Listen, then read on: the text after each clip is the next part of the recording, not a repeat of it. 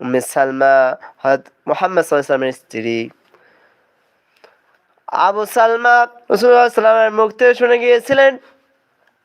তিনি শুনে গেলেন যে রাসূলুল্লাহ সাল্লাল্লাহু আলাইহি ওয়াসাল্লাম বলেছেন, বিপদে আপদে সবসময় সূরা বাকারার একটি আয়াত তোমরা যখনই মুসিবতে পড়বা তখন বলবা ইন্না লিল্লাহি ওয়া ইন্না ইলাইহি রাজিউন।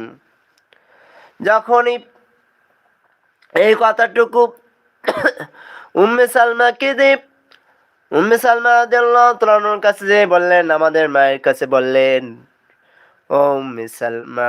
ওই সময় সালমা বলে না, ওই সময় বলছে আমার বিবি শোনো, তুমি বিপদে আপদে বলবা ইন্না লিল্লাহি ওয়া ইন্না ইলাইহি রাজিউন, তাহলে তুমি সবচেয়ে বড় পুরস্কার পাবা, সবচেয়ে দামি পুরস্কার পাবা।